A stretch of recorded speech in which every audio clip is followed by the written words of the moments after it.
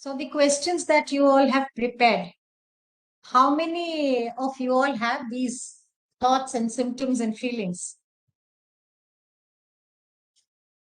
Ma'am, I'm sure many of us can relate to a lot of things that we are going to talk about today. And in some way or the Okay. other, and we would really like to hear all the tips that you will be having for us in the end. And that would really help, I feel. So I think it's pretty much all of us experiencing at some point. Okay. So you Yeah, think it is common? I think so. I think it is, in a way, some people feel it very often. The intensity might be a little less, maybe the term might not be used, but people do feel those symptoms, but they may not be termed as the words that we are going to be using. Hmm. So one good thing is that it means that we are not alone, Yeah, correct? And that itself makes us feel so good. yes, that really helps to know. Yes, it does. It does. I'm not trying to kind of replicate the dialogue of Three Idiots where they say, that if we fail, it's okay, but when the friend comes first, it's worse. I mean, if we fail, it's sad, but when the best friend comes first, it's worse. That's not what I'm trying to imply here. Yes, So it just gives us an understanding that we are not in an awkward position, or we are not the only one. I'm not singled out, yeah, and that makes a lot of difference. yes, it surely does.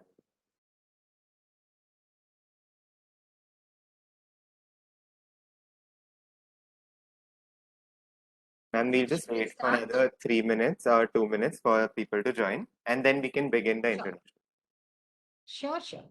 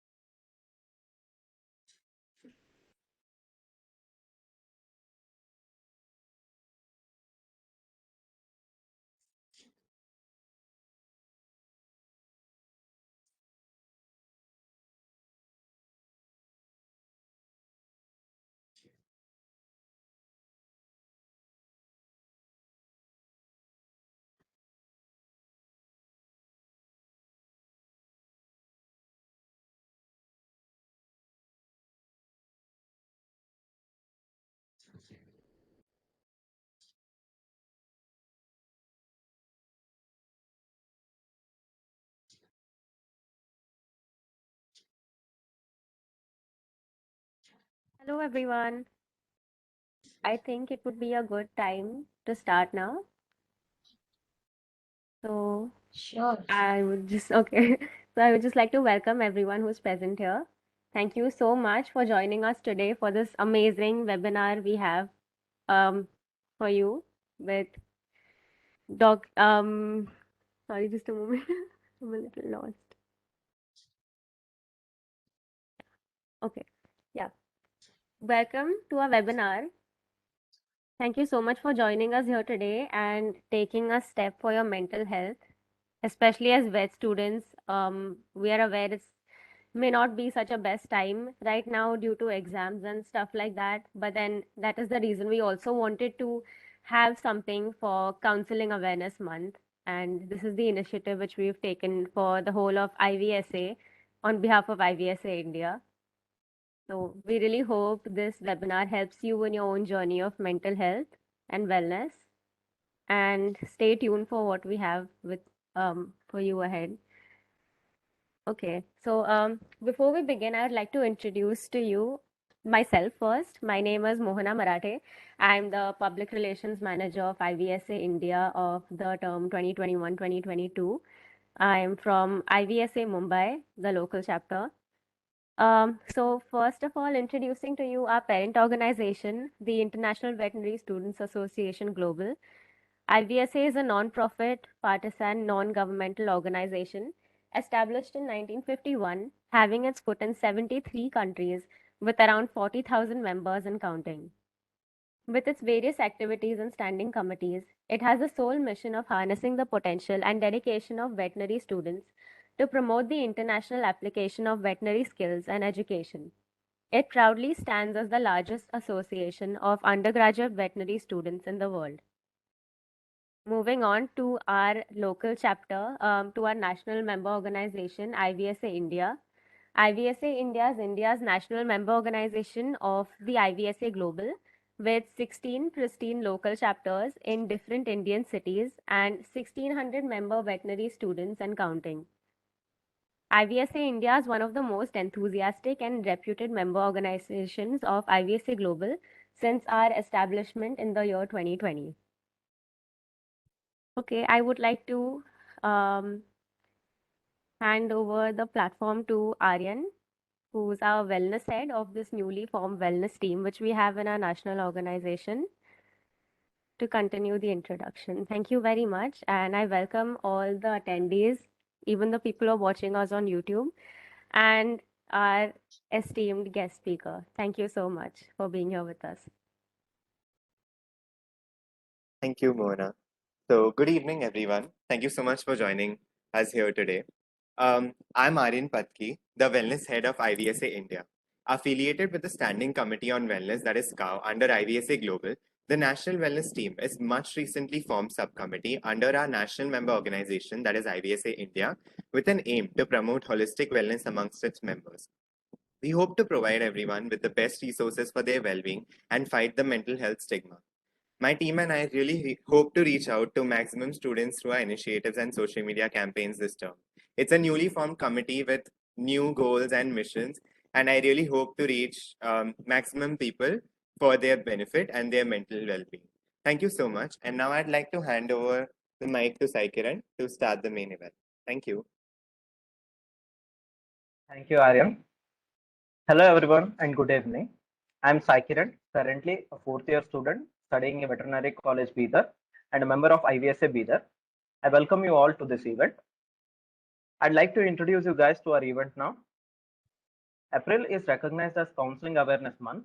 Hence, this month, the National Wellness Team of India, IVSA India, brings you to this webinar, a talk to move your mental block, which is about counseling and to understand what it is and its benefits, and also addressing the most common mental health struggles that are faced by healthcare students and the ways to cope with them for the personal and also professional stability. I now introduce you all to our honorable speaker for the evening, Ambika Warrier, a counseling psychologist and a psychotherapist, has completed her master's in clinical psychology. She is the founder of Ananda Center for Counseling and is a certified practitioner of CBT, mindfulness techniques, techniques from positive psychology, and EFT tapping techniques. She is a career counselor, parenting expert, a relationship consultant, and also a couple therapist. She works across age groups ranging from children, adolescents, and adults to help them overcome their emotional distress. And she is currently pursuing an RCI approved course in rehabilitation psychology. She uses psychological interventions and also combines teachings from ancient Indian scriptures of Ayurveda and Marma, along with the Vedas and Upanishads, to give her clients a meaningful outlook to their lives and heal themselves. Ms. Warrior believes that all of us have the capacity to take care of ourselves, and the guidance would enhance that process. Welcome, ma'am. I hope you're doing fine, and we are so delighted to have you with us today. Thank you so much, Sai Kiran, and thank you, each of you, and IVSA as a whole, and the Indian chapter especially. Thanks a lot for having me over. Ma'am, looking at your career blossoming in this mental health field, I'm just curious to know, ma'am, what made you decide to opt for this profession when you were in your student years?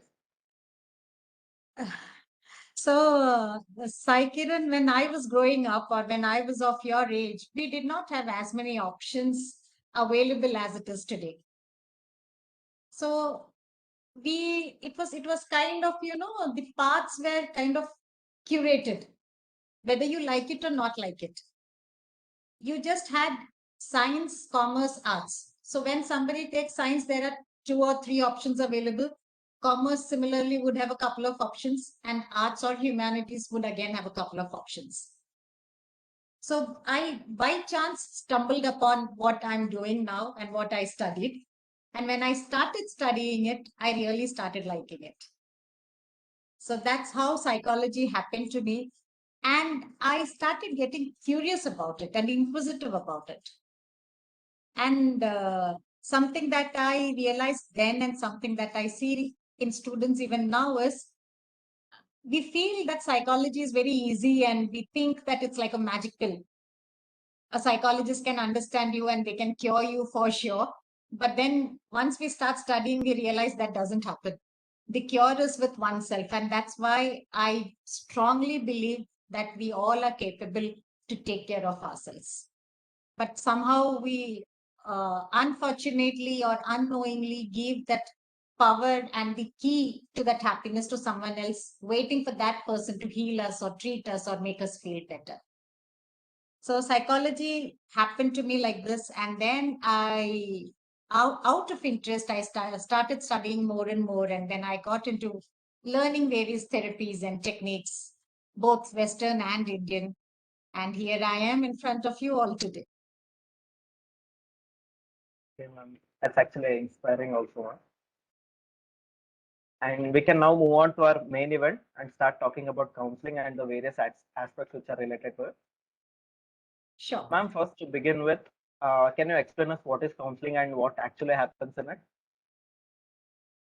Okay, so I'm sure many of the participants here may be knowing what counseling is according to their own understanding, and I'm open to anybody who wants to send a message and chat in the chat box. I'm open to that as well. And in case any of you moderators would like to just read it out eventually, I'm fine with that too, so that we can have an interactive session. I'm not a very big fan of PowerPoint presentations, and hence I did not make one. It can also be out of sheer laziness. And somehow I take that as a compliment for myself. So coming back to your question, Sai Kiran, what is counseling and what happens in it, right? That's what you asked me. Yes, ma'am. So, okay, all right, it's a talk therapy. So there is a slight difference between counseling and the talk therapy as such. But yeah, we kind of very happily interchange the words, and that's okay, that's fine. That doesn't make much of a dent in our lives anyway. When we talk about counseling, the biggest mistake we all make is when parents talk to children, they call that as counseling. When we friends talk to each other, we call that also as counseling. But counseling is much beyond that. Because if friends spoke to us and if everything got fine, we wouldn't have had counselors. Or if parents spoke to us and we were fine, we wouldn't have had our share of fights with parents. Or parents wouldn't have had their share of fights with us, right? So counseling is where a trained person is involved. To put it in simple terms where people understand it easily, and this person helps you understand ways to deal with your problem. So when we talk about counseling, if you're trying to put it into a framework, there are do's and there are more don'ts. So what we do not do in a counseling is more important than more what we do in a counseling, if we have to look at it like that. So in counseling, we do not give advices. And what happens with friends and parents? We give and take advices, right? Yes.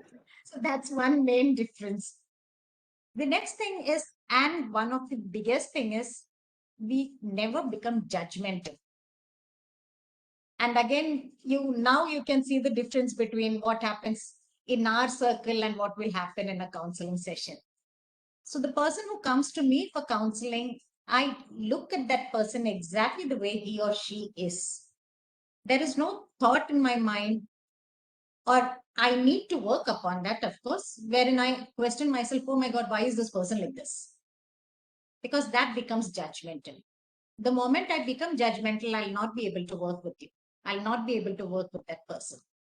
And you all being doctors or future doctors, I'm sure you understand the moment you look at your patients and think, why is this patient like this? You'll not be able to treat the patient, right? So that's exactly what happens in counseling. So we are being absolutely non-judgmental. And we never use our emotions, we never use our ideas, our biases to help the other person, because the bias I have is my personal bias. So I cannot push my ideas onto my client. So that's another big thing that we have to be careful, and a counselor would never do it. And I'm not a person who would tell the client, I behave in this way, so I want you to behave in this way. Now, are you able to understand many a times why self-help books don't help us? Because the self-help book is written for my own help. So it will help me, not you. So I do not push my ideas. I do not push what helped me on you. I may use that as an example, but I would not push it on. And the last and the most important thing, there would be no emotional connection between the client and the counselor. Because the moment there is an emotional connection, again, as I said, the counseling goes for a toss. Now, what is it that counseling is all about? The first and the foremost thing is relationship building, something that we call rapport establishment. Unless we have a rapport, unless we have that relationship, unless we have that trust, we cannot move ahead. So that is of utmost importance. Then after that, what do we do in counseling is we assess the problem with which the person has come. Like nowadays, since Google has its own university running parallel, we all know what is happening with us looking at Google, right? So people come with their self-diagnosed issues. But am I supposed to go with it? Not at all. I'm supposed to assess the issue that they have come with. So problem assessment. Once we know what is the problem, what the issue is that's being faced by the person, then what we do is we set a goal as to what is it that you would like to achieve out of this counseling session. Like today, when we are having this webinar, you all want to achieve something out of this webinar. It's not because you have this 1.5 hour extra in your life that you want to while it away, which is why we are having a discussion. No, you want to achieve something. So that is the goal setting. Exactly the same thing is done in a counseling. And then we look at the interventions and the conversations, which is where the talk therapy comes in. One of the modes of interventions. So once this is done, then we evaluate as to how the entire session went, how many sessions would we need, how frequently would we need. And once the person starts getting better, say for example, then we start looking at the termination of the sessions, because that person needs to be empowered, that person needs to learn to handle himself or herself. And if it is a problem that I cannot handle as a person, I should refer that person to someone else who's more capable to handle that particular issue. So this is what happens in counseling, and this is what counseling is all about. I hope Okay. that helps you a little bit, Sai Kiran. Yeah, yes, ma'am. And I guess most of the people who didn't take counseling wouldn't know actually what happens in it, right? All we knew was seeing counseling in movies or series, I guess. That's it. But Right, that's true. we don't actually know what happens in it, ma'am. So thank you for telling Okay. that to us, ma'am.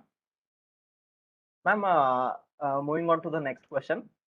In your 10 years of experience, I guess as you told earlier, there may be many people who would just tell that I talk to my friends, so that's counseling for me, or maybe I'm too busy, or it's too expensive for me. There may be many skeptical reasons of them, right? So, what do you tell them, or what new perspective do you give them so that they consider taking up counseling, ma'am? So, Sai Kiran, what I do is at times I do explain what exactly I just told, probably in a manner that they would understand. So it's a very tailor-made answer, custom-made answer that I would give them if at all they ask about counseling. And like you said, I talk to my friends and I think that should be enough. And I very politely ask them, how much has it helped you? So there are answers that I get, oh yeah, it helps me a lot. So I ask them, for how long did that help last? Because when we're doing counseling, when we're taking counseling, if I come to you for counseling, I'm looking for a prolonged relief. I'm not looking for a feel good factor. So when I'm coming for counseling next time during this period of time when I was not meeting you, I should be able to cope with the situations which were posing as problems for me. And obviously, most of the times their answer is, oh no, when I talk to my friend, I feel nice. But after a little while, I feel the same as I was before. So I said, then that is the difference between counseling, because your friend is genuinely trying to help you, no doubt. But he or she is coming from his or her experience of life. But when it is a counselor, that person is talking from a scientific point of view, a non-biased, non-judgmental point of view, because the whole idea is to empower my client to start getting better, not just feel better. Feeling better is a part, but getting better is the bigger part. So many a times they do get convinced by this, and expensive. So if I feel that there is a genuine issue and the person is really looking forward to getting counseling, I do understand their problems and I have a conversation around the financials involved. And at the same time, I also ask, when you go to meet a doctor, how much does the doctor charge? Obviously, there is an amount, there is a fee, unless we go to the government hospitals. And then I ask, how much do you spend on the medicines? Obviously, there is an amount. So I said, if it's okay to spend there, don't you think you can also think of spending here, irrespective of who the counselor is? Because it's for your own well-being. It's not for somebody else. And at the end, yes, the decision lies with the individual, not with the counselor. So I don't get pushy. I just make them understand the pros and cons. And finally, it is their decision. And let's say, for example, they say, okay, I'm not ready to take a counseling now. And eventually, when they come back, I'm more than glad to help them. So at that time, I don't feel, oh, this person never came to me 2 months ago. Now, see, he had to come back to me. I don't think like that. So I happily help that person in the best possible manner I can. So these have been my experiences. And yes, it is difficult to convince. So I don't try convincing. I just tell them the facts and then finally leave it up to them to take their own decision. Okay. I guess I'll use some of your tactics to tell my friends next time. Please do. Please feel free. Yes, ma'am. And ma'am, how do you think India is doing in terms of opening up to the idea of counseling, ma'am, and also destigmatizing this mental health? And do you think, ma'am, the social media has any role to play in it? In the social media has a role to play in destigmatizing the whole thing. Is that what you mean? Yes, ma'am, and also normalizing the idea of counseling. Okay. Yeah. So I'm going to take the question backwards. Since I already spoke about social media, yes, I think social media is playing a good role and an important role. So it's good that people are able to connect with each other. There are quite a bit of groups that are trying to help people, which is also nice. So social media indeed is having and playing its own important role in helping people understand that asking for help for your emotional well-being, for your own mental well-being is always a good idea. And yes, India is opening up slowly. Probably India took a lot of time also because we as a country always used to be in a close-knit family environment. So we always had people to talk around in our own homes. But now, with the advent of families becoming nuclear, we are also not having as many people to talk about. So maybe that's why India took a longer time to open up to the whole idea of counseling or therapy, because obviously getting out of your comfort zone is not easy. It takes a lot of effort. And it also entails confronting your own fears, which is the most difficult aspect. But I think we are slowly reaching there, which is a good sign. And one word of caution that I would like to add here, Sai Kiran, is that, while there is social media which is helping us, while there are people who are helping us, while there are groups where we can be a part of, we should always remember that there would be many general things that are being spoken in the groups. We don't have to take those aspects upon ourselves and try to say, oh, do I have this problem in me? And we do not. And one thing is, we should never do a self-diagnosis.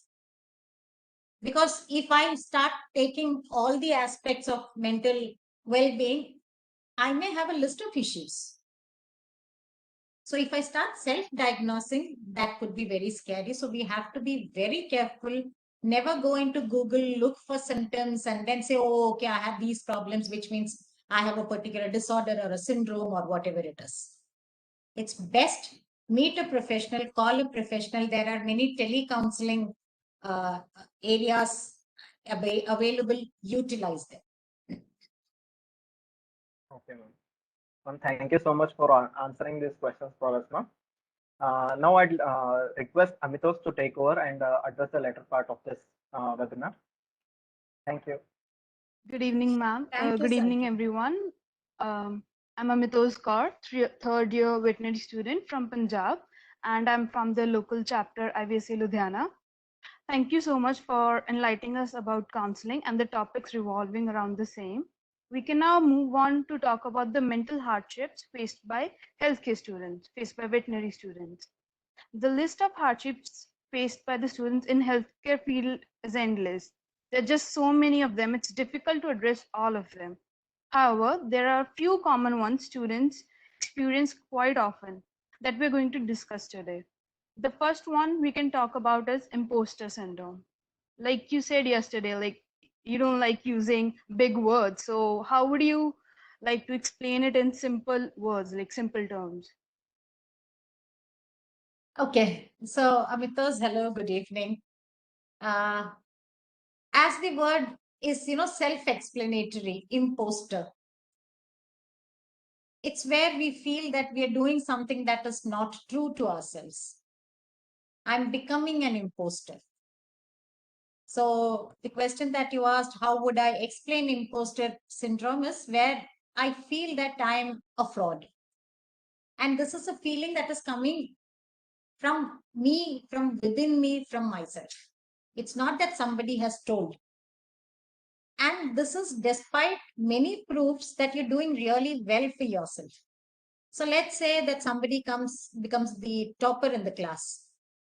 That happiness doesn't last in that person. That person says, oh, that was just luck.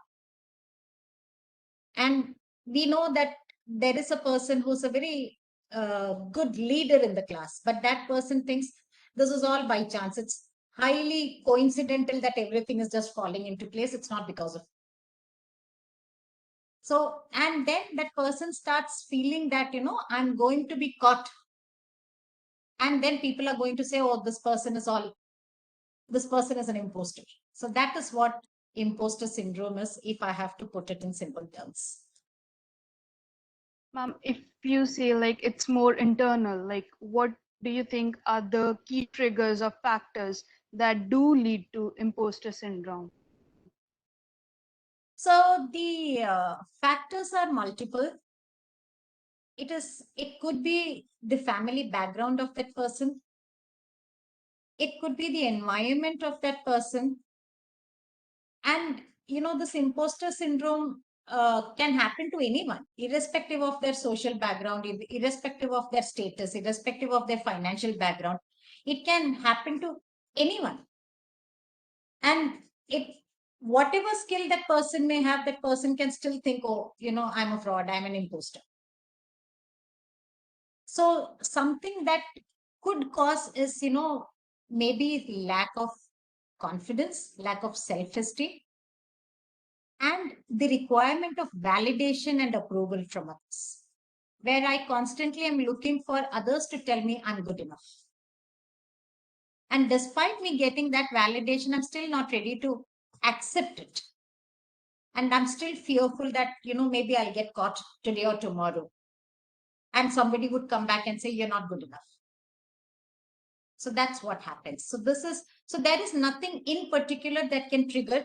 So if I have to give you an example, I have seen people who say, oh, I have done, let's say I have a collection of poems which have been published. And then when you say, oh, wow, that's so great, that person says, but that's okay. There are so many people.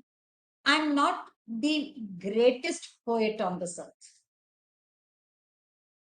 So this has happened just by chance. That day my mood was good, so I could pen down a few lines, and so the poems happened. And now it's become a book. So that person is not able to enjoy those moments of happiness. If you see, there is no particular trigger in this whole thing. It's just that we do not want to accept that it has happened. We are not able to see what we have achieved. So I hope like I answered your question. yes, ma'am. So like if it's hard to even accept appreciation, right? So Yes. how do we even receive criticism positively? Like how can we even do that? Okay, so criticism word itself is a very heavy word, isn't it? So the moment we say criticism, we cannot take it positively. Because criticism is always finding out fault or showing that fault in whatever way it may be. So rather than calling it positive, can we see it as constructive? Can I Yes, take the construct- criticism that is given to me as a way to enhance myself? So let's say you are a person who is very good with fashion. And today, after this entire session, you're going to give me a call and say, you know, ma'am, this is not the kind of hairstyle you should have had with your attire. So obviously, I'm taking it as criticism. So now, can I think, okay, if she's saying so, she's looked up as a person who understands fashion.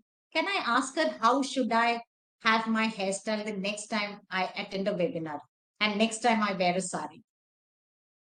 So now that becomes constructive criticism because I've accepted what you said and I'm ready to work on it.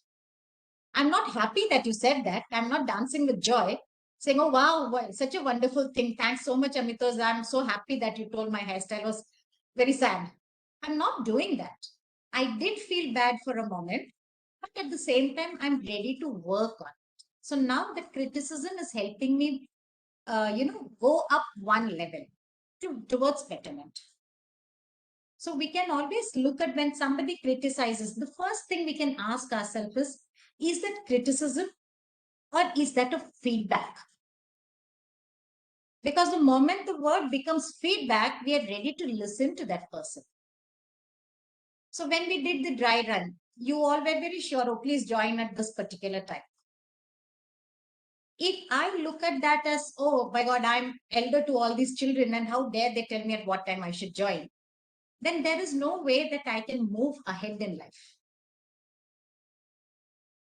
But when I see, okay, there is a reason, it's a feedback, it's a request, it's a rule that we are laying down, then I'm able to work towards it. So whenever people say something that we didn't expect, the first question in our heads should be, is that criticism? Is that feedback?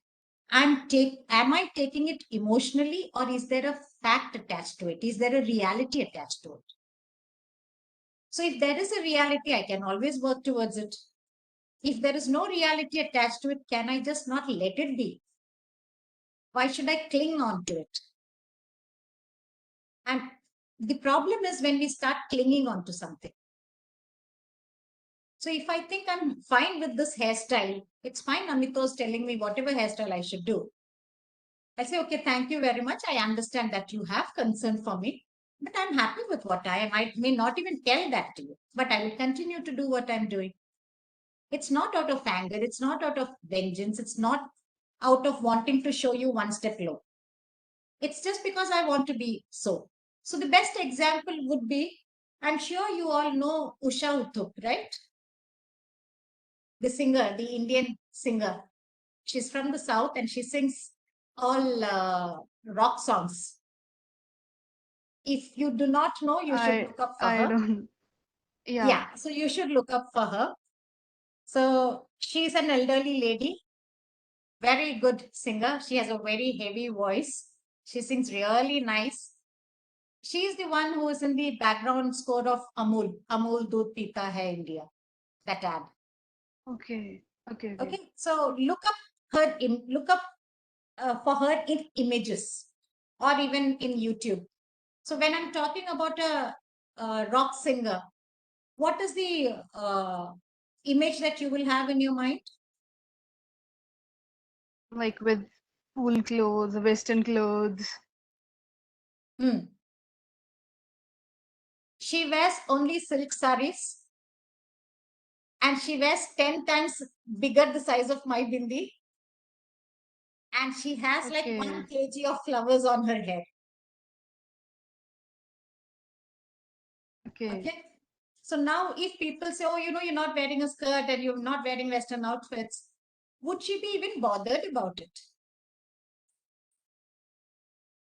So now Yeah. see, there is so much of power in us, whether to look at it as criticism or as a feedback, whether to accept it or let it be. Maybe So also I about hope this, hmm, beg your pardon? maybe also about not taking things too personally, seeing things Exactly. as they are. Yes. So suddenly we become that camera which is seeing the things as it is. No Hmm. distortions. So this is something that we can all learn to do. So if somebody comes across and tells you something, is it genuine? If yes, we can work on it. If you couldn't Hmm. care less, let it go. Okay. So let's That make was it constructive very, criticism. yeah, yeah. That was very informative. Like for me personally too, like I'll agree, I do face with imposter syndrome at times, more often than I'm ready to accept. But Okay. yeah, that was actually very, like, it was good to hear these things. Like, I'm glad. And I want so you to use these things and probably let me know how it is helping you. yes, mom. So with like in our generation, right? We social media is such a huge thing. So do you think like through social media, it's a factor that aggravates it? Like you see other people's life more often and all that. I really would like to put this question back to you, Amitos. To be honest, what do you think it is? Like there's this term of FOMO, right? Fear of missing out. I think that is a thing that leads to like imposter syndrome. Mhm. And in Yeah. social media, how much of it is the truth that people are putting out there? Yeah, it's the more positive like parts of their life mostly on social media. There's both positive and negative, but it's Yeah, mostly so the positive parts. correct. Mostly the exaggerated positive part, isn't it? So Hmm. we all have Snapchat in our phones, don't we? So if we did not have Adobe Photoshop, how would our photos have been? And when we do Yeah. a Photoshop, how would it be? Similarly, when we use the filters of Snapchat, we look probably 50 years younger. Of course, in your cases, it would be 15 years younger. In my case, it would be Hmm. kind of 45 years younger. And thanks Aryan for that laugh. So if I put that photograph up in Facebook or wherever it is, and if my friend is looking at it, obviously my friend is, if she compares or if he compares, they're going to have that feeling of, my God, what's happening in my life? So Hmm. yes, Yeah. social media usage, which is unconscious, can lead to it.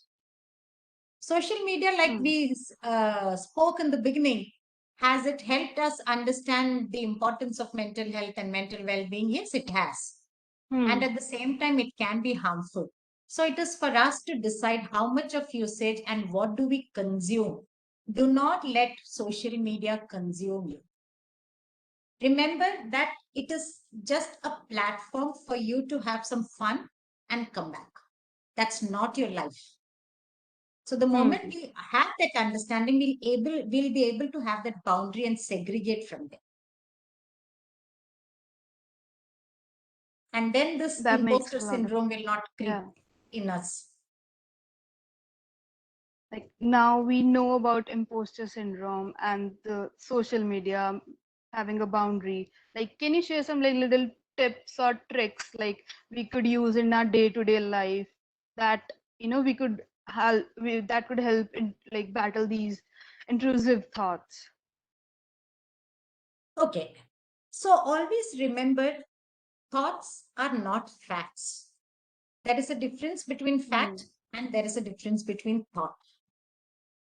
So fact is, today it is hot.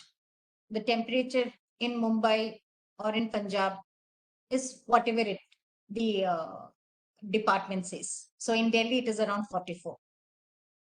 So that's a fact. The thought would be, oh my God, if it is hot, I'll get dehydration. Is that a fact that if it is hot, I will for sure get dehydration? No. So understand that these thoughts may not be true and these thoughts would be irrational. What's the rationality behind these thoughts? How true is it? If it is not true, what could be a more true thought that I can have? How can I replace the current thought with a more rational, with a more logical one? So I'll again take this example of, my God, it is 44 degrees, I'm going to get dehydrated. So a simple example would be, would I really get dehydrated if I drink enough water? Or if I take care of myself, if I hold an umbrella and go out, if I have to go out? Can I be at home if I don't have to step out? So now see, my thoughts have changed. Now would I have that fear in me anymore? It would reduce. Correct? So one is, see whether you have a rational thought or an irrational thought. So you calling yourself, so to say, having this imposter syndrome, you have enough proof about your achievements.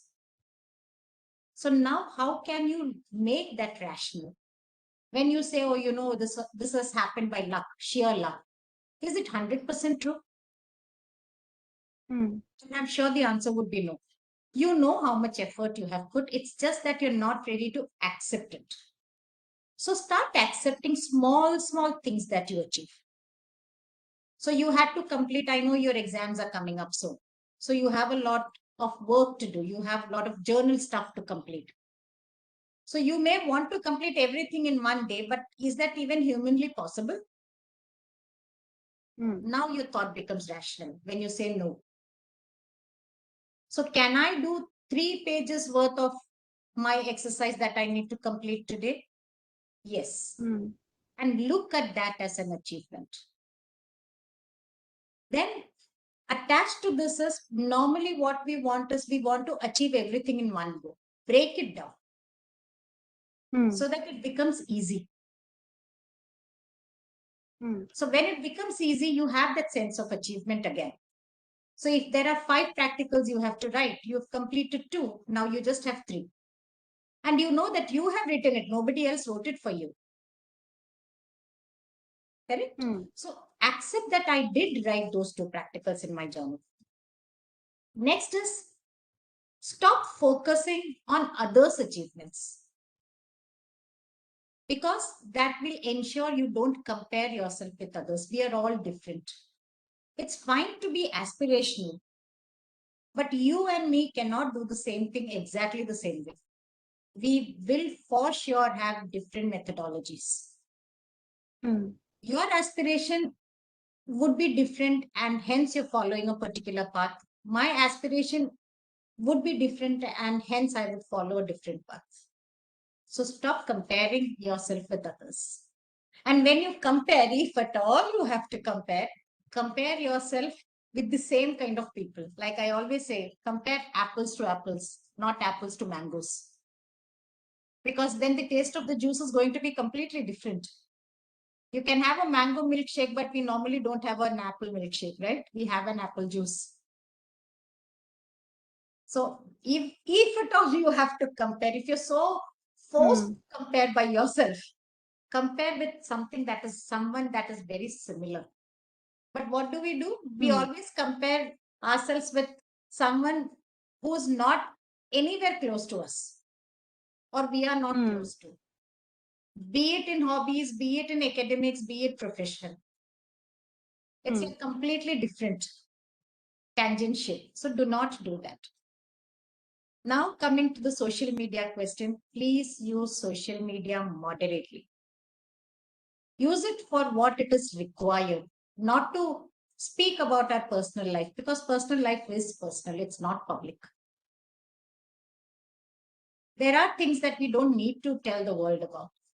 And then, Hmm. like I said, break down your goals and be ready to share your feelings. Because when you start talking to people, you would realize half of the thoughts you had were kind of useless. So from irrational, we slowly move to rational.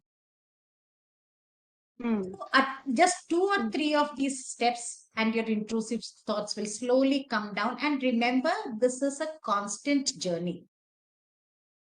Hmm. We may have to do it over and over. It's like having food. Only because you had a good heavy lunch, it doesn't mean next 1 Hmm. month you won't eat. Correct. You would still eat at night. You would still have your food tomorrow all 3 times, if not more.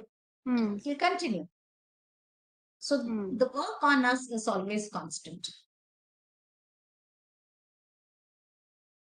One question I had, you talked about expectations. Hmm. Like how, like, can you like say elaborate on that? Like keeping your expectations moderate and like having like goals that you can achieve, like set goals, dividing your goals. Like Yes. how do we do that? Like what do we need to like keep in our mind so that we don't, overestimate our like time or how much effort it takes. So it is always good to have an understanding of what you want to achieve in life. Hmm. So let's say that I want to become the best psychologist in the country. Is it possible for me to become the best psychologist if I compare myself to a person who has been a psychologist for the past 40 years? I can take that person as an idol. I can try Hmm. to imbibe some of the things he or she has done. I can learn from that person, but can I be that person? Obviously, no, because my strengths are different. That person's strengths are different. Hmm. Like, I do not take cases of violence, addiction, especially substance addiction and abuse.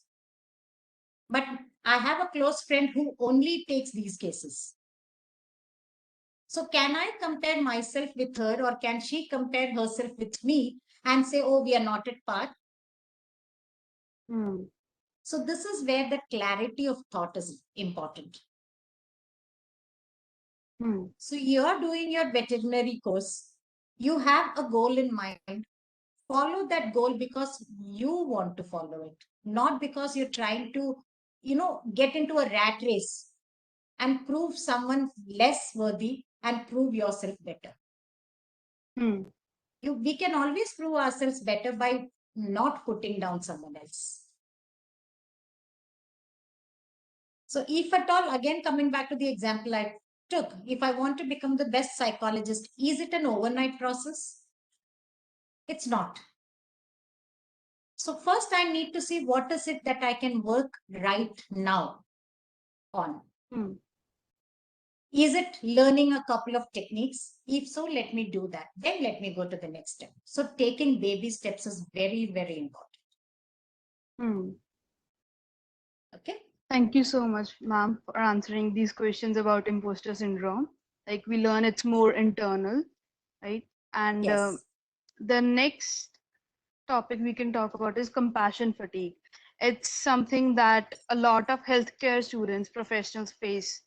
So, to start off, how would you explain compassion fatigue in layman's language? And what are the warning physical, emotional, and work related symptoms?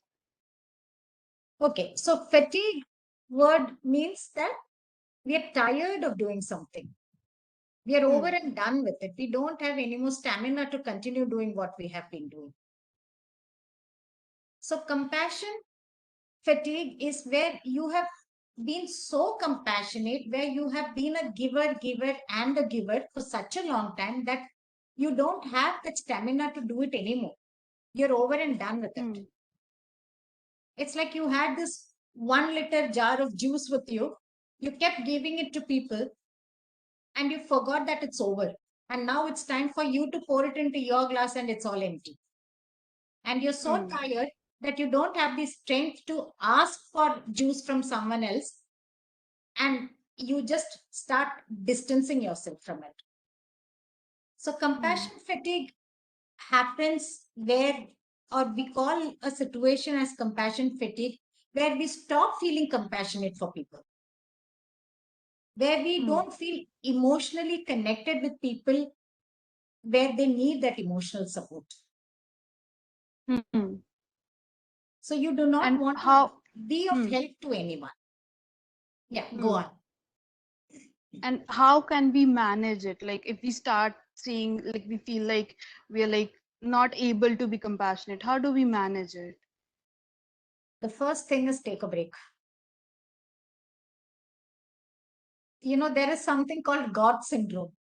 Of course, it's a very colloquial term that has been coined by some of us, where we think, oh, I'm supposed to do everything for everybody. No, we are not. So it's very important that we take a break. And when we take a break, do something to replenish your energy.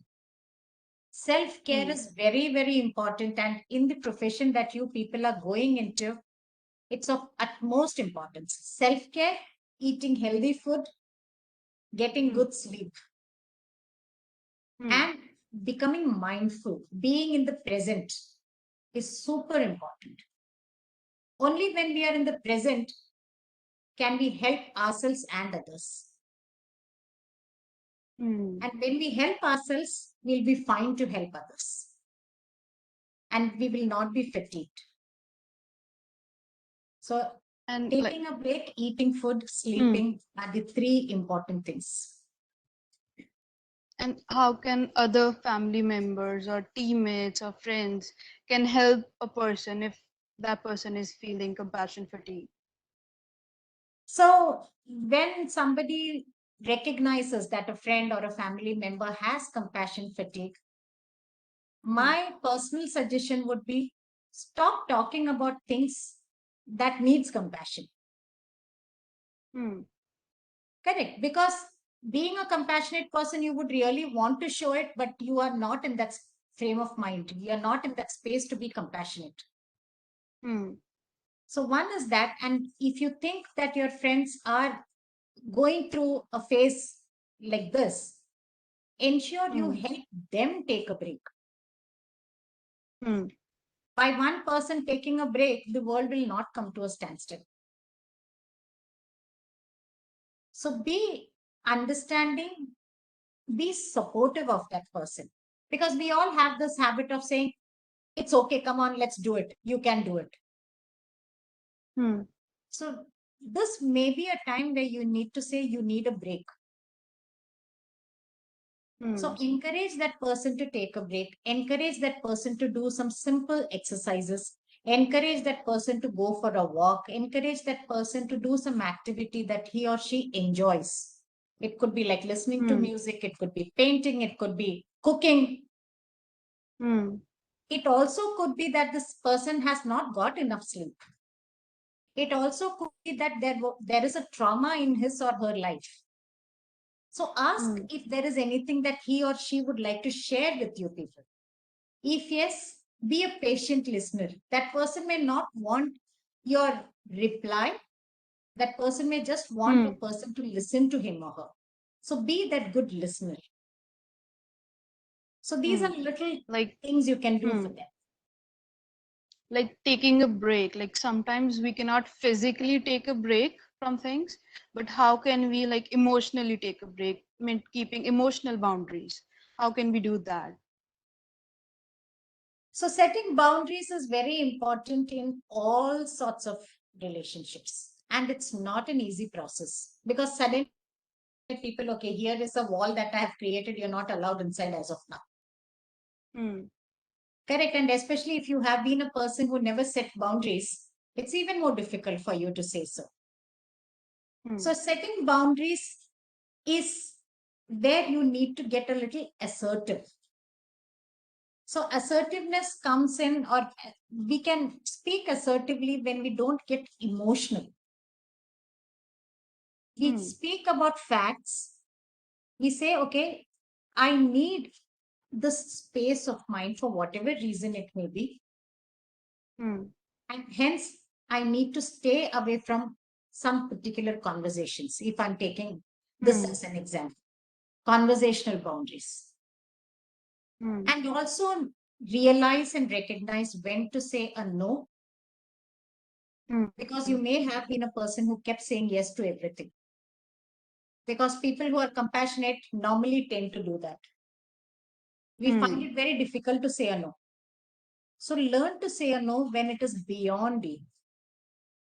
When it is not the right time for you to help someone. Learn to say a no. Probably you can direct that person to someone else.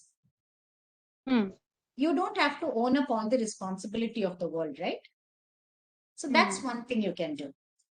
And you may need to remind the other person often about the boundary you have created, because the other person may tend to forget. They would think, oh, it's a week. Now, my friend is going to be fine. Probably not. So you may have to remind the person of the boundary, saying, I'm not yet ready for this. And it's okay, because you have the right to take care of yourself. It's like saying, fit your own oxygen mask before you go to help someone else, right? So it's very important. So look at setting the boundary as such an exercise. Or, you can also say you can never pour from an empty cup. So fill your cup first. It's not because you're selfish. It's because so that you can help people eventually. Ma'am, and we being veterinary students and we are in this healthcare field, and so many times we see like there's patients do die, and sometimes we have to euthanize a patient. Like, can you share some tips how we can cope with that? Okay. So yeah, euthanizing is a very painful process, because we understand that this patient is not going to be there anymore. But the good thing is, it's a very conscious decision taken. And it's not a decision that has been taken by an individual. You speak to your peer group, you speak to your seniors, you speak to the authority who is supposed to say a yes. So understand and keep reminding yourself that there is a reason for this action to be taken. And probably this is the action that is going to help the patient.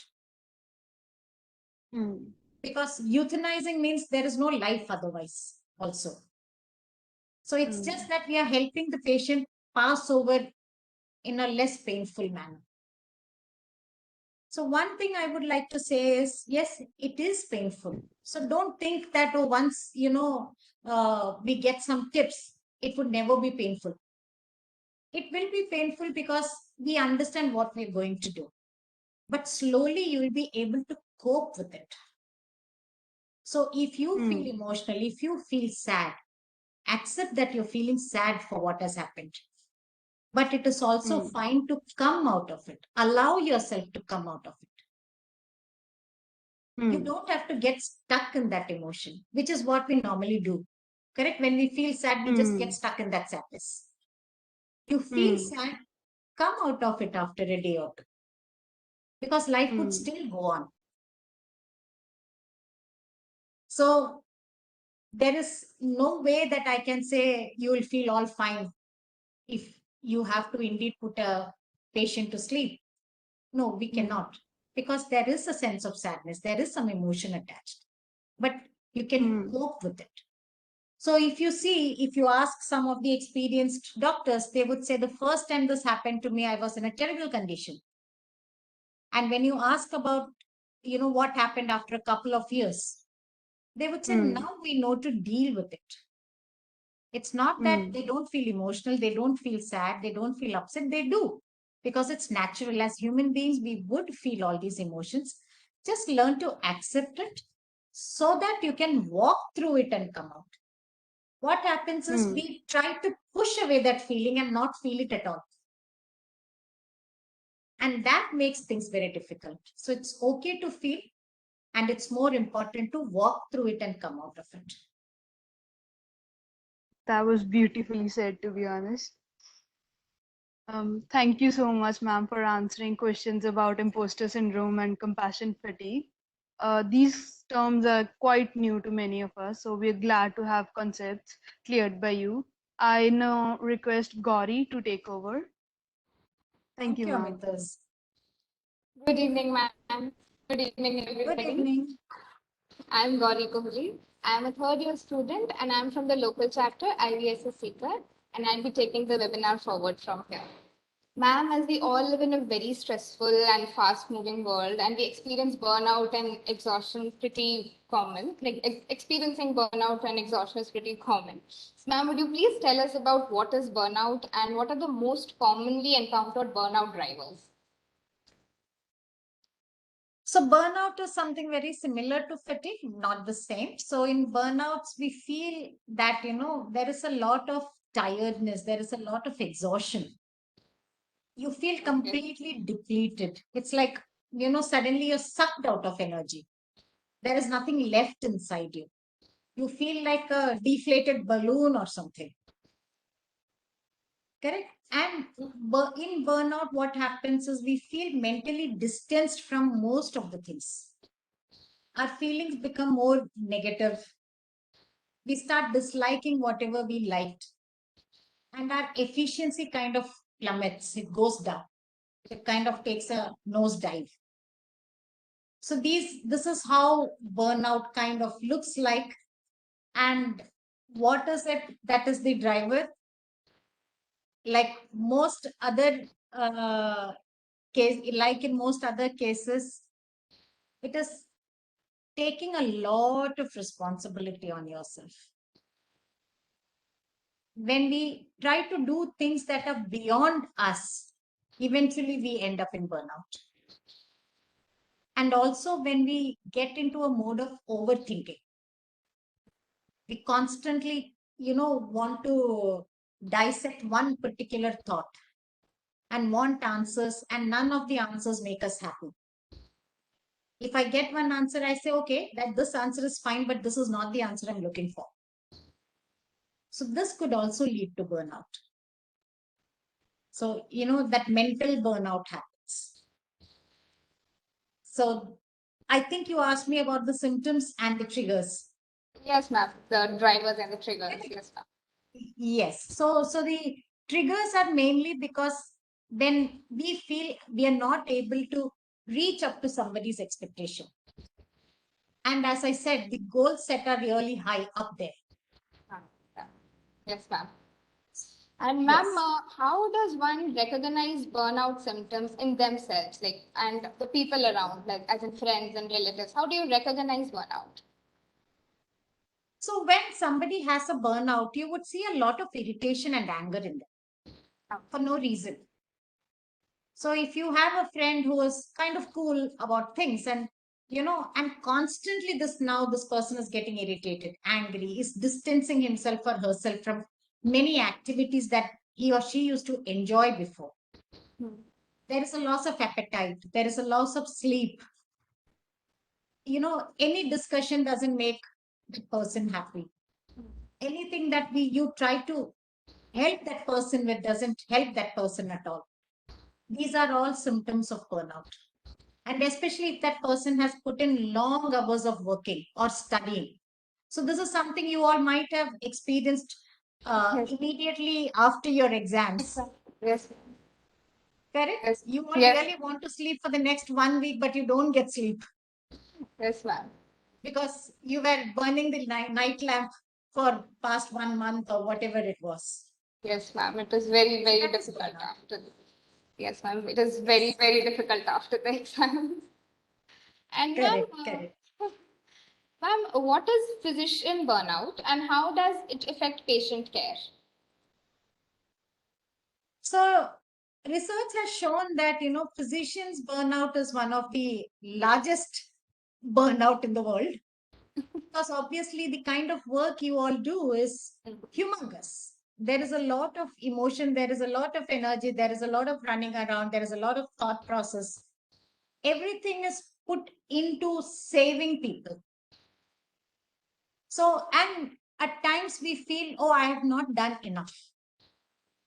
If something unfortunately doesn't turn out the way that we wish for to happen, we start blaming ourselves.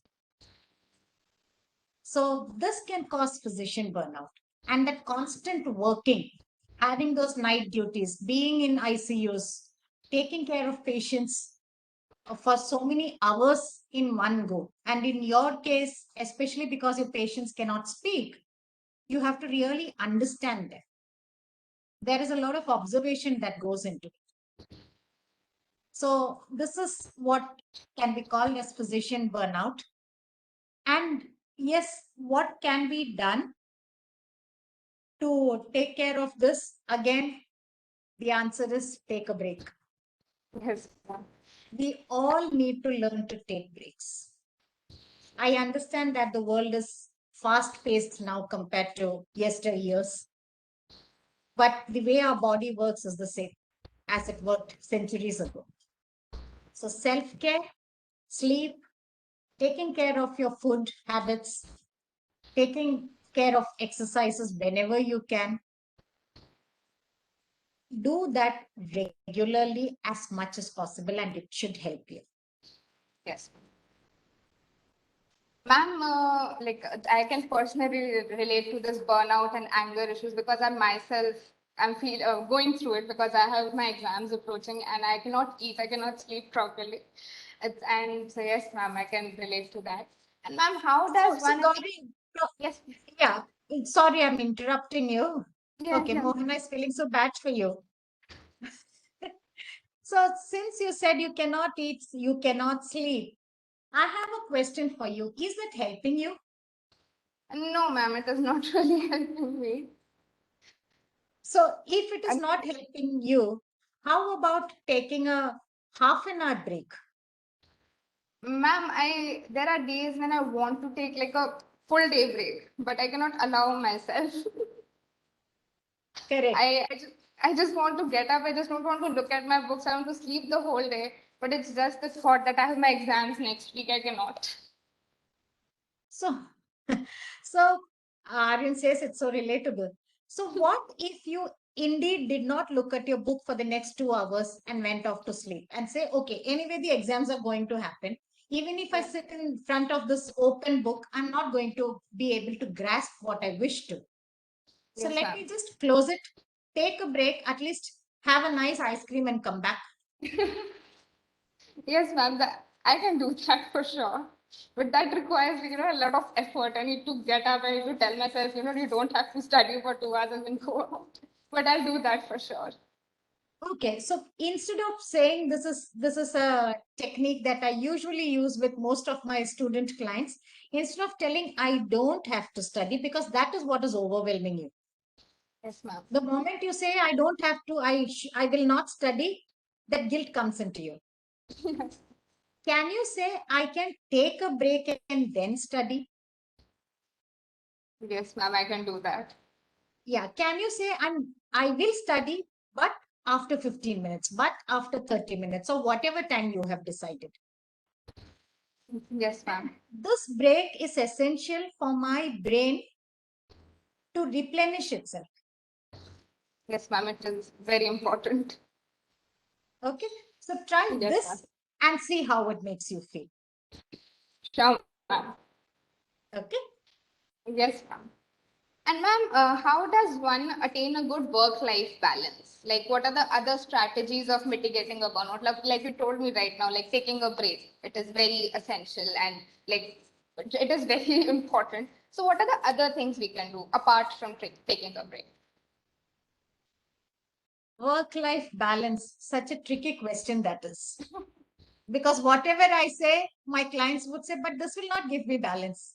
I'll be unhappy in my work or I'll be unhappy in my life.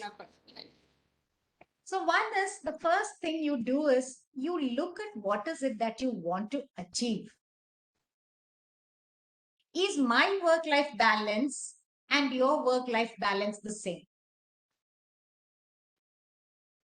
Yes, ma'am. If I am a career ambitious person, obviously the time I spend in my career related activities would be more. If I'm a family oriented person, the time I spend for family related activities will be more. Yes, ma'am. There is no way for us to measure whether it is 50-50. But are you able to do things in a manageable way is what you should ask yourself. So one thing you can do is you can look at what is it that you really wish to do. What are the options available to get to where you wish to get? And since you all are students, you can have a word with your supervisors, with your professors, with your seniors. And take them as ideas. You may not be able to incorporate that exactly the way they say into your own life, but that may give you an understanding of how you can kind of become creative with their ideas and implement it in your own life. So say, for example, now your exams are coming up. You all know, Array, I did not study for so many days, now I have to study. So obviously you have to put in 3 more extra hours. One of you could be an early morning person, the other person could be a night owl. If you have to put in those 3 hours, one of you may be able to put 3 hours in one go. The other person may not be able to put in more than 20 minutes. And that 20 minutes person is me. I cannot sit for more than 20 minutes and study. So if I cannot study for more than 20 minutes, isn't it better that I get up, take a stroll, come back after 5 minutes and study? At least I'm being productive for those 20 minutes. So now this is how you implement it in your life. And if at all you are a person who studies a lot from the laptop or the computer or the mobile phone, ensure you close your eyes for 5 minutes after every 15 to 20 minutes. Your eyes needs to be moisturized. That cannot be a compromise. And do a couple of relaxing activities like just breathing. While you're breathing, become aware of your breath going in and coming out.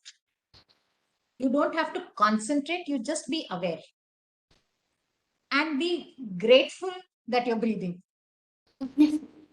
Because gratitude is very, very important. We miss on gratitude.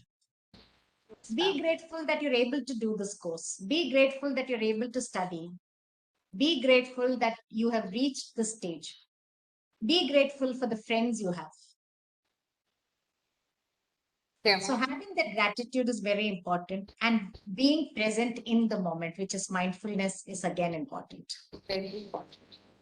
Ma'am. And ma'am, as a veterinary student, I personally feel that it is a very, very competitive field. And, you know, when we see people around ourselves upskilling themselves, achieving their goals, and, you know, just working towards their goals and everything, and we are just demotivated because we cannot even live up to our own expectations. We feel as if we're doing nothing. So, ma'am, what are the internal and external factors of student motivation? Internal and external factors of demotivation. Yes, ma'am. I'm really sorry. Student demotivation. Okay. One is, again, I'm coming back to the same point, stop comparison. Your question started with the comparison. Yes, ma'am. Then I see people around moving towards their goals. Yes, ma'am. Do you want to move towards their goals? Certainly not. So then how can you compare yourself with them? Can I compare myself with you people? You all are going to achieve great stuff. I'm sure about it. depending upon which year you all are and depending upon how much higher studies you want to do, another 4 years, 5 years down the line, you all are going to do great things. Can I compare myself with you? Can I say, oh my God, Gauri has achieved so much in her life and look at me, I'm such a loser? No, no, ma'am. I cannot. And it's not because you're from the veterinary field and I'm from the psychology field. It's because my requirement is different. My sense of achievement is different from yours. Certainly, ma'am. So this constant comparison is first internal factor for demotivating us. Again, please compare apples to apples, not to oranges or Mango. lemons or grapes or whatever else it is. Yes, ma'am. You know, this question reminded me of a picture. I'm sure you all also must have seen where there is an interview happening in the jungle. So you have an elephant, a monkey, a fish, a giraffe, few animals standing, and there is this gentleman sitting who's ready to take an interview and a test. And he says, now the next test is each of you will climb the tree. Yes, ma'am. So can everybody do that? Except for the No. monkey, none other animal can do that. But that's exactly what we are trying to do now. So that would obviously demotivate us. Yes, ma'am. The other Yes. thing is what is the standards that you have set for yourself? Again, is it rational or is it irrational? Is it a goal-oriented standard or an emotion-oriented standard? Only because my friend is doing something, I need to do it. Hmm. So these are the internal factors. The external factors would be, since you all are still in the student's life, it would be the behavior of your teachers and professors. Their personality, how they come across to you. It could be the infrastructure of the college. It could be the curriculum. It could be the home environment. These are all external factors that can motivate or demotivate. And of course, the biggest, peer relationships. Yes, ma'am. Very important.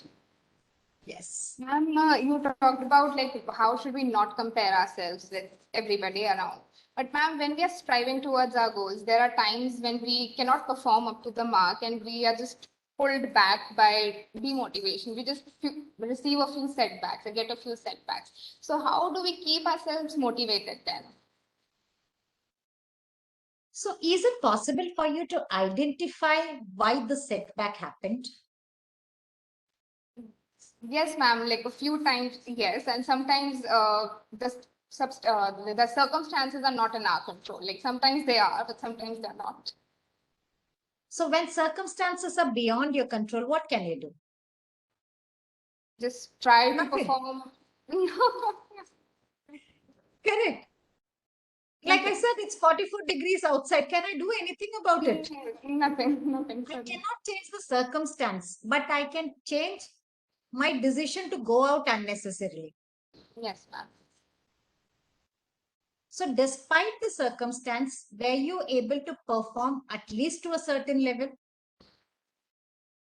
Now, can you be happy about that? Yes, ma'am. Can you be grateful for that? Now, what happened is from problem-oriented thinking, we will slowly move to solution-oriented thinking. Hmm. I'm just looking at the circumstance and the problem and saying, oh, this is not possible because of whatever reason. But now what am I saying? Despite these things, I made it happen to this level. Yes, ma'am. Despite the circumstances not being in my favor, I could still manage it to 50, 70, 80%. I understand I wanted 100%, but it may not be possible all the time, and it's okay. Tomorrow, when you treat one of your patients, will that patient ask you how much percent did you get? No, ma'am, definitely not. Correct. The patient and the owner of the patient is only concerned with the patient getting fine. Yes, ma'am. So today, do you really need to beat yourself up so much? Ask this question to yourself. the next is what you can do is you can have a discussion with your friends. If your friend came to you with the same problem, what would you have told the friend? Like I would have told that this was beyond your control. You did the best you could. Now, relax. That's the best you could have done. So now isn't it double standards? You're Yes. telling your friend it's fine, but you're not allowing yourself to feel fine. Yes, ma'am. We just Correct? push So ourselves that's beyond it. our limits. Yes, ma'am. So you don't have to push yourself. Do your best. I'm not saying do not do your best. Do your best. But if there is something beyond your control, learn to accept it. Because only when you understand that there are things beyond my control, will you be able to work with yourself. Unless we realize that something went wrong, which was beyond my control, you will always want to change that external influence. Hmm. You will want to change that external climate, and you will stop working upon yourself. Sure, ma'am. Okay, I hope that helps you. Yes, ma'am, that was a very, very insightful answer. Thank you. And ma'am, lastly, I would like to talk about a very sensitive issue which greatly saddens me. Like as a vet student, I know, and like the statistics also suggest that veterinary doctors and other medical related professionals have the highest rate of suicide as compared to any other occupation. So, ma'am, it is almost twice as the rate of any other occupation. So, ma'am, what are your thoughts and advice on this? So, there is a lot of requirement to build resilience. If we can understand and learn coping mechanisms, that will help a lot. So, suicide is not a very instantaneous process. So, when somebody commits suicide, this person would have already spoken about it to someone or the other. So, when you hear someone talking about extreme sadness in their life, when you hear about someone talking about not wanting to live, take that person seriously. And again, have practical goals. Have your goals set in a way that it's achievable by each of you. Do not set goals depending upon someone else's aspirations. So when I did my clinical psychology, many of my friends carried on with doing MPhil.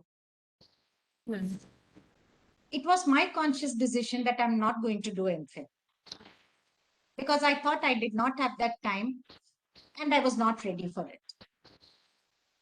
So this is how you should think about your own requirements and your own aspirations so that it doesn't become overwhelming for you and make you take some drastic step to escape from all this distress. So again, if you have anybody talking about sadness, hopelessness, worthlessness around their life, around their entire being, listen to them. Suggest if a professional help is required, suggest that to them. Ask them how you can help them. And also try to inform their family members.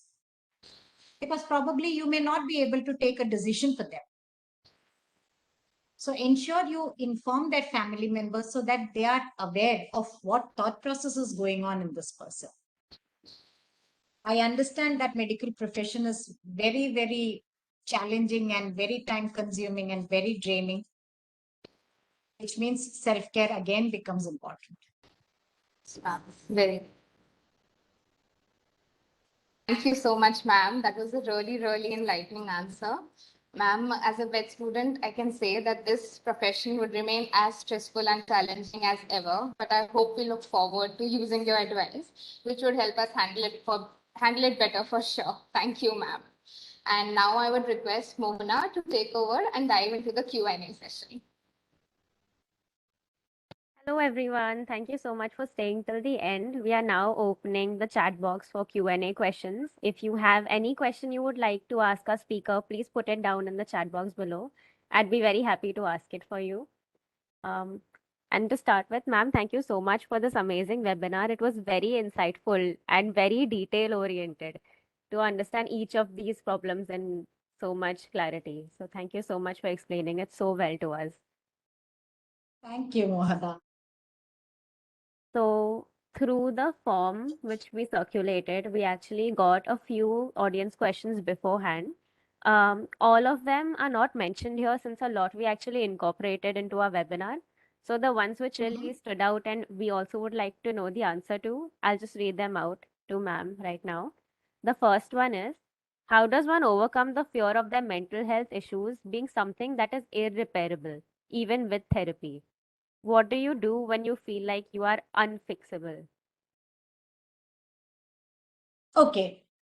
So there are many conditions that can be so-called as unfixable. Correct? It's not just mental health, but we can always be in a maintenance mode. Like I said in one of the questions, never consider that once or twice you undergo counseling or you take therapies, everything in your entire life will be fixed. Therapies and counseling sessions teach you coping skills. And these skills need to be practiced by you whenever it is required. And the more you practice, the more you become efficient with it. So today, let's say I told you, how can you change your irrational thought to a rational one? Only when you try to do it practically will you learn how to use it. It cannot stay in your notebooks or in your textbooks as theory. So if at all, unfortunately, somebody has been diagnosed with a condition that cannot be fixed, I'm sure there would be some pharmacological help available. And also the therapist would have told you what to do at regular intervals. Please follow them. So get into the maintenance mode. And do not drive yourself up the wall, making rules for yourself which cannot be adhered to. Yes, Be kind to yourself. We all have some issue or the other, and it's okay to live with it. true. Thank you so much for answering that. Another spectrum on the same thought would be to feel like you're in complete denial that you have anything at all. So, what perspective do you offer to people who come to you, or maybe someone who has a family member who's in total denial of them having any sort of a mental condition, or maybe blaming the problem on other people instead of them? So, see, when there is complete denial, obviously we cannot help that person. So, let's say that the family member or close friends have come saying, we understand that there is an issue, but this person is in complete denial. I empower the family members or friends to understand that person and work with that person. Yeah. So, let's say I have a headache regularly, and I'm saying it's because of the food that is being cooked at home. Probably I'm having headache because I'm not having food at the right time, and there is an acid reflux that is happening, which is causing headache. And I'm in complete denial. I say, no, I eat. It's the kind of oil that is being used at home. So the question is it possible for my family members to say, okay, let's all have lunch at 1 p.m. every day from now on? So at least when we are having that lunch together, my time is being taken care of. True. And unfortunately, with regards to mental health, it is something that is not visible. So we cannot point out, like when it is pain, we come to a space where it is emergency. But with mental health, since we cannot see it, since we cannot feel it, so called, it never becomes emergency. So we'll have to empower the people around that person if this person is in denial. So Yeah. there are times when somebody is given medicine and we tell the people at home to ensure that this is mixed with food and given to the person. Mm-hmm. Yeah. So there are multiple methods that we use. because we have to use them and it is for their own well-being. Yes, I completely understand. It can be difficult living with such a person who's in denial, but it does Yes. help at least Yes. if the people around that person can seek help and learn to cope with the problem. Correct. Yes. Thank you very much. The next question is something that a lot of people from my generation actually wanted to ask to someone who is in your field. Actually, this question is stemming from the generation gap which we have with our parents and our elders in the family when it specifically Hmm. comes to mental health. So, the question is how to seek help or find a counselor when your family is unsupportive of your mental health condition or is against the idea of seeking help. How can you empower yourself when your family is not supporting you? So, Mohana, there are many NGOs who are helping. Okay, I understand that, when you are in your student life, you may not be very financially flexible. Yeah. So that could become a hindrance. So many of us as mental health practitioners also say, okay, for students, we would do at a lesser cost. Okay. The only thing is, whoever seeks for that mental health related help, they should be ready to work on. It should not happen that, oh, I'm just paying less amount and I'm taking it for granted. That should not happen. Mhm. Yeah. There are NGOs who give free mental health services. There are individuals who do that. So this TISS, Tata Institute of Social Yes, Service, I'm aware of it. they have an entire list of people across India and what kind of activities each of these practitioners do. So maybe that is one source that people can check out. Oh, I didn't know about that. Thank you so much for sharing the resource. Yes. Yes. Is there anything else they can practice in the meantime until they seek help by themselves when their family is not supportive? So one is figure out what is it that is causing this disturbance in them. Mhm. Is there somebody whom they can kind of confide it in who would be non-judgmental? Yes. And one thing that I have seen helping in most of the cases is breathing in and breathing out, because the more oxygen you intake, the more relaxed you become. Simple. It's very simple. I'm not saying that is 100% therapy, but it is therapeutic for sure. Yes. One is breathing, the other is going for walks, because the right kind of hormones get secreted. Right. Yeah. I've heard that advice a lot of times. And also about grounding exercises, I've heard that it's a really good way to ground yourself too. So thank Yeah, you if so we much. have time, we will quickly do one small exercise once your questions are over. Yeah, we will for sure. We're really looking forward to that. So, guys in the Yes. audience, we're going to have a short exercise after a few of these audience questions are over to end the webinar on a really positive and calming note. Hmm. I'll continue with the Yes. audience questions. Mhm.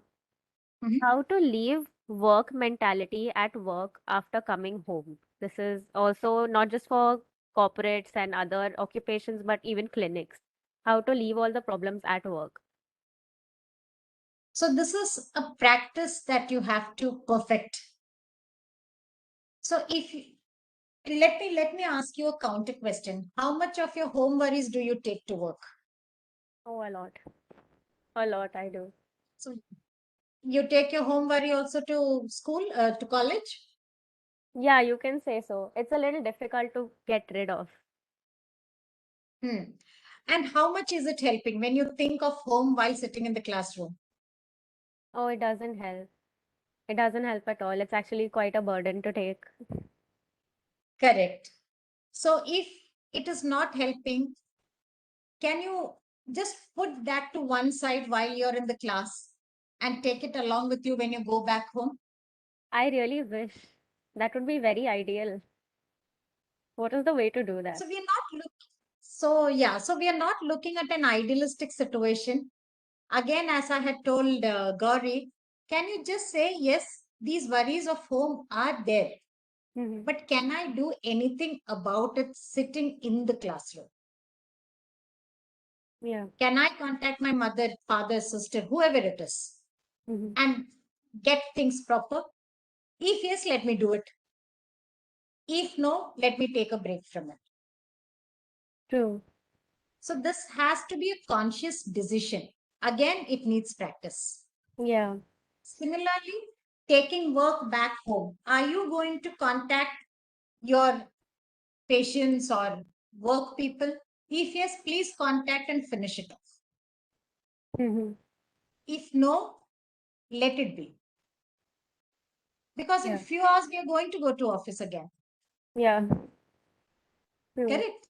It's just the question of night. So let's deal with it when we reach office. Yeah. Okay. And again, the world is not going to come to a standstill. True. What would you say And for this, the? I'm so sorry for interrupting. Please go on. no, please go on. Please go on. Okay, I'm sorry. I was saying, what would you say about the emotional turmoil sort of a burden which you carry? Not about tasks, but if there's something bothering you from home or from work, then what is the way to set that aside in your head properly? How true is that burden? Or have you made that a burden? How logical is that burden? How much of that burden is a fact? So these are the questions that will help you come to a conclusion whether it is a burden and whether you need to carry it with you. Okay. And this is what will make you more resilient. These are the coping mechanisms that you will slowly start learning. Yeah, true. What if the burden is sort of like an event? It's something you saw at work and you can't forget when you're at home, or vice versa. I'm building on to this question because in the chat I saw someone asked about overthinking. So, see, something happened in the office. There was an event that happened in the Yeah. office. If it was the event is over. Yeah, So it's not the event that is causing this burden, correct? true. And if it is indeed the event, everybody in the office would be feeling the burden. Yeah. So is everybody feeling the burden in the office equally? No. So which means it is something else that is causing burden. What crossed your mind when you saw that event? Yeah. That is causing the burden. So the Yes, thought true. you had at that point in time is causing the burden now. Yeah. Now let's go back to the thought and see how correct is that thought. Yeah. Is it 100% correct? If not, now what is the proof against that thought being correct? Now will it help you unburden yourself a little bit? Yeah, for sure. I think this is such a good way to process events and things that happen. It's not the actual event, Yes. it's the thought about the event, which you need to identify. Thank you so much. I think that's Yes. going to help a lot of overthinkers and a lot of people dealing with trauma as well. Thank you for answering that. I'm glad. The next question is, what is the best way to cope with burnout when self-worth is attached to performance? How can you do both at the same time? So this is a question that needs a lot of discussion, but I'll try to make it as precise as I can. So who has attached its self-worth to the performance? And with whom are you comparing your performance to? Correct? The parameters of performance should be clear for you. Yeah. So am I happy reaching a particular stage for myself? Or am I wanting to reach a stage for someone else? Now, with which are you attaching your self-worth is the question that you should ask. Yeah. So let's say I'm a person who is happy getting 85%. But somebody has told me, oh, you are a 95% material. So you Yeah. got to get 95%. Now, if I want to get 95%, maybe I am a 95% student. Mhm. But I'm putting in all my effort only to make somebody else happy. Even if I get 95%, I'll still have a burnout. So that's why it becomes important as to with what are we attaching ourselves. Yeah, definitely. Okay. Thank you for answering that. The next question is it okay to research about your possible mental illness or disability before going to therapy? If you're curious. I would suggest please do not research. But if you're forced to research, probably look up, because I cannot stop you from looking up. But when you go to a doctor, remember that person has become a doctor or a professional after learning about all these things Mhm. and not reading about these things, after doing a lot of practical work about these on these issues. So Yes. that person has experience. Like the True. way you all learn to observe your patients, the professionals also understand the moment you walk in from the door that there is something wrong or not wrong. Mhm. So Yeah. please use their services and keep your research to the minimum possible. Yeah, definitely. I'll say the same for my profession as well. Please do not research about Yes, your pets and give them things at home. Like, please consult a specialist at all times. So, I think the same goes for correct. therapy as well and human beings. Yes, Please make note of it that. does. It does. Yes. Um, then there's a question which I had. I wanted to clarify Mm. a little about the various roles which are there in the mental health profession, as in from a counselor to a clinical psychologist and a psychiatrist. My question was, who is the correct person, or who is legally able to diagnose a patient with an illness, about So making a diagnosis diagnosis? is done by, okay. So diagnosis is done by clinical psychologists Okay. or rehabilitation psychologists. Yeah, Okay. And they have the right to assess and put their signature and stamp because they I are see. licensed by Rehabilitation Council of India. I see. No Okay. psychologist, no psychologist would ever prescribe medicines. Yes. Medicines are prescribed by psychiatrists. Yes. So if we say that, somebody has, let's say, depression, and it's Mhm. severe depression, then the clinical psychologist would just assess, come to that diagnosis, and then refer the person to the psychiatrist because medicine is required. Okay, I see. And once the person starts taking medication, we give at least 20 days, minimum of 20 days of medication, and then start with counseling and therapies. I see. Okay.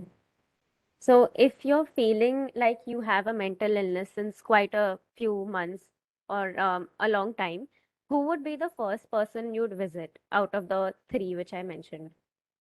Yeah, so you could visit a clinical psychologist. Okay, I see. And would they refer to a psychiatrist later? Are we not supposed to directly go to a psychiatrist if you're feeling not well? Because see, the assessments, no, assessments are normally done by clinical psychologists. Okay, And it's an I see. elaborate process of assessing. Because if you Yeah. go to a psychiatrist, they would also send you to a psychologist for assessment. Oh, I see. Okay. Okay. Versus that, when would you go to a counselor? So, counselor is when you feel that, there are things that you need to deal with, you need to cope with, and you don't have methods to do that. Okay. You're feeling fine, but you could be better. You're feeling a little lost, say, for example. Like you said, I think I'm an overthinker. You could go to a counselor. You Okay. don't need an assessment for that. I You see. don't need a medicine for that. Yeah. Like you said, I'm feeling burnout. Yeah. You visit Yeah. a counselor. The counselor will talk to you. So the counseling starts with the current issue. It never goes backwards. But at the same time, for therapies, we have to go to the past. Okay, I see. Is that more or less like a clinical counselor, or is that different? So a person who is certified therapist can do therapies. Okay, But I if see. it is a condition that has been diagnosed, Mm-hmm. then it is better to go to a clinical psychologist. Okay. So, Okay. especially for issues like schizophrenia or bipolar disorder or histrionic personality disorders, visit a clinical psychologist. Okay, I see. Yeah. If it's a short-term thing, or if you're just feeling like you're not well now, then you'd go to a counselor. Versus if you've Correct. had Because even, problems for a long time in your childhood as well, then you'd go to a clinical psychologist. right. So, even counselors who understand this, they would refer you to a clinical psychologist for I the see. assessment. Okay, right. So a counselor would not make a diagnosis or talk about a clinical disorder you have already? They may understand, but they cannot diagnose it. Okay, I see. Okay, thank you so much. For people outside the mental health profession, it's a little confusing whom to go to and what help to seek. So thank you for clarifying Yes. that. Um, there's a question in the chat box about taking medicine. There's a lot of people who are against taking medicine since it may cause side effects, and there's a stigma around medication for mental illness. So, what is your view on that? I know you're not in the medical side, the medication side of it, but Yeah. So, if medicines are required and necessary, it is better to start medication at the earliest so that it can be weaned off as soon as possible as well. okay, Maybe the medicine is not a lifelong medicine. yeah, true. Like in case of depression, it's not lifelong. It depends upon how you're able to cope with it, how well the therapy and counseling sessions are going, how well you're doing your activities. So I have had clients come to me who were on medication, and that medication was completely stopped after 3 or 4 months Mm-hmm. after we started therapies, that is. Yeah, But there okay. are some conditions where medicines would be lifelong because it has to be on that maintenance mode.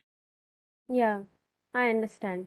Either way, I maybe it's best to go to a psychiatrist and at least get yourself diagnosed if you don't want to start medicine even then. Correct. Okay. Yes. So I think the final question for this webinar is what is the difference between compassion fatigue and burnout? Compassion fatigue comes from you giving everything you had constantly, listening to people's voice and working for it. Mhm. Burnout comes from you constantly doing things and thinking about it always. Okay, So, compassion is where you have empathy and you're ready to work for somebody's well being right. without being asked for. Okay. Yeah. Okay. Okay. Is that more like when other people are burdening you versus when you're burdening yourself, probably? Yes. Right. That's right. I understood that. Thank you so much. Those were all the questions from the audience in this webinar. I'm really, really glad to be asking you all these right now. It cleared a lot of my own doubts and questions and stigmas, which maybe people had had about mental health as well. So thanks a lot. Now we'll be moving to the last part of this webinar, which is the activity Miss Ambika has planned for us, which we're really looking forward to, which is still suspense for us. So Yeah. I'll give you the So, podium now to go on about that. Thank you yeah. so much. Thank you. Thank you so much. So, this is a small activity that we would do. I want everybody to sit straight with their spine erect.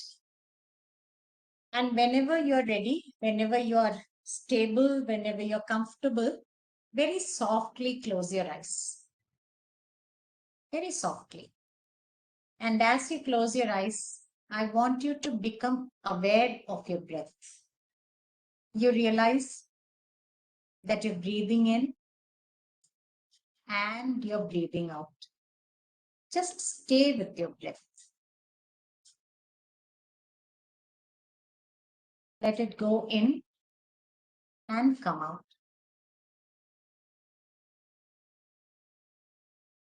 Now, I want you to take your awareness to your ears. What are the sounds that you can hear now? It could be the fan in your room. It could be the air conditioner if there is one. It could be somebody working in the next room.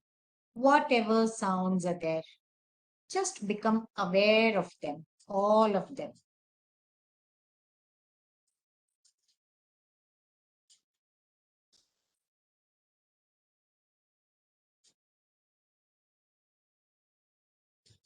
Now, bring your awareness to your nose. What is the smell that's coming to you?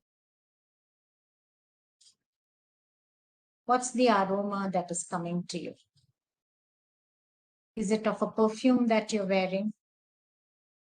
If you're sitting at home, is something being cooked? Just stay with it.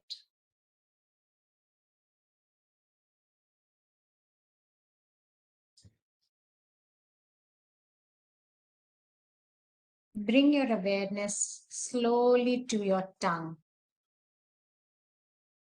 What is the taste in your mouth?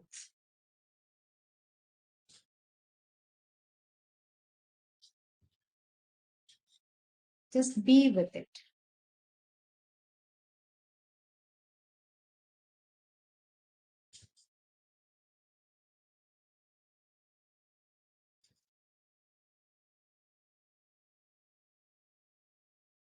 Slowly shift your awareness to your skin. How does the air in the room feel on your face? How does it feel on your hands, the bare skin? How are your feet feeling on the ground if you put your feet on the ground?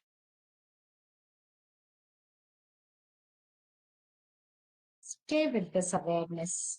Stay with this experience.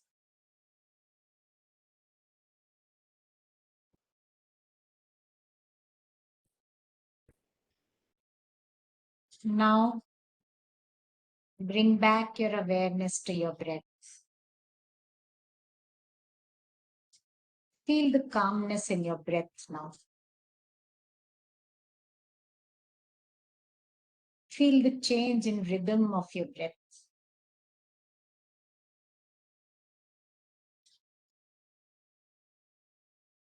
Become aware of how beautiful your breath is.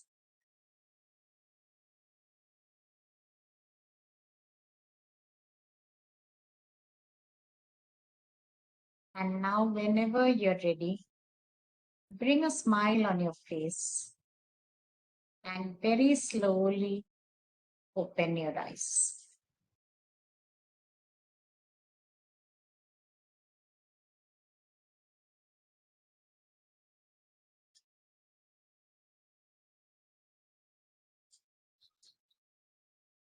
I hope all of you could do it. Yes, ma'am. That was really calming. Thank you so much for that.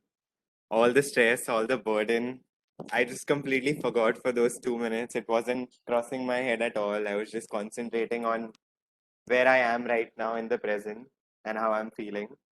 So thank you so much for that. That was really calming. That's wonderful, Aryan. Thanks for letting me know. And this is exactly what we should be doing. And this is what is being in the present and mindfulness is. Yeah. So if we are able to practice this, we will never take the burdens of home to office and burdens of office to home. Because Yeah. we realize that it's not required or it's not worth.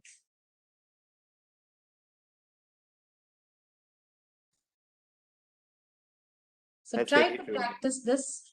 It's very simple. It doesn't take much time. And you could do it as many times as required during the day.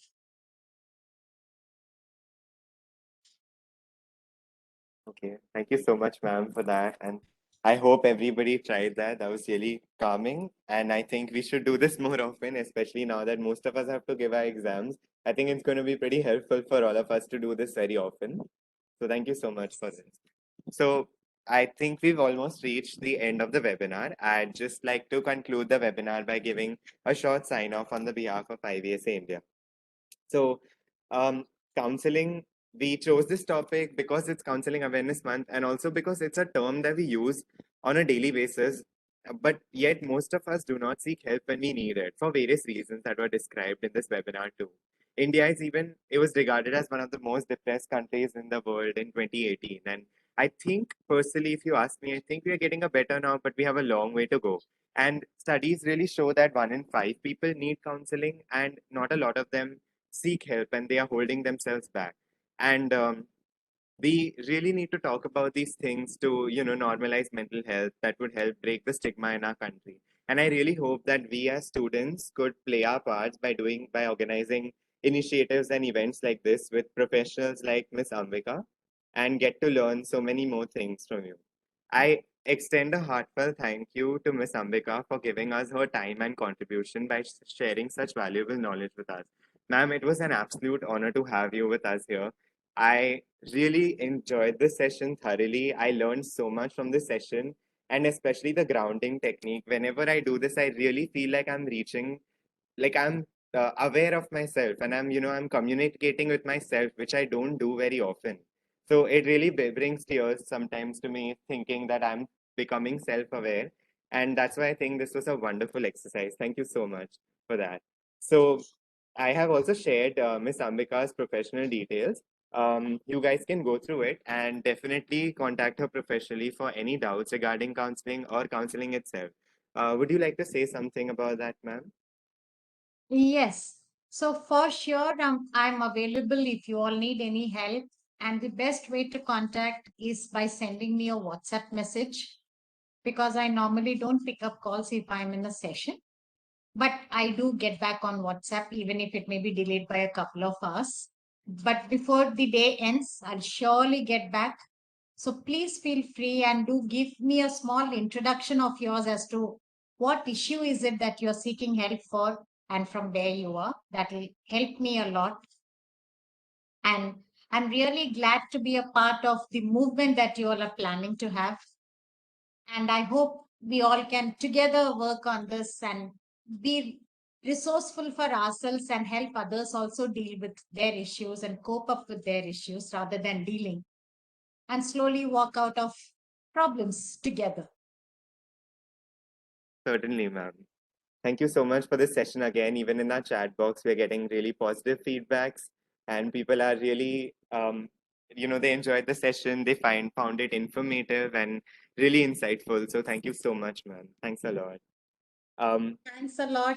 Thanks for having me over, and thanks to each one of you for participating, whether it is directly here or via YouTube. Definitely, ma'am. We have really benefited a lot from this much knowledge that you put out there. It must be overwhelming for a few people, but it definitely helps to at least understand and to be aware of these terms and to be aware of this so that we can talk more about this and destigmatize the the whole stigma that's going on around about mental health. And I feel we'll make progress in the upcoming years. Thank you to my wellness team and IVSA India Exco who really helped me execute this webinar. It was really fun organizing this event together. Lastly, a very big thank you to our audience. We are very delighted to know that you spent this evening with us today learning new things. Hope to see the same support and enthusiasm for our future events too. And for your information, this event would be uploaded to IVSA India's YouTube channel in a few days. So feel free to watch it again or to share it with people who couldn't attend because this is a very valuable, this was a very insightful webinar, and I hope more people get to learn about this. So that's all from our side. Thank you so much, everyone, and have a great evening and a great night. Thank you. Thank you. Bye bye. See you all and wish you all the best for your exams. Thank you Thank so you, much. ma'am. Thank you. Bye bye.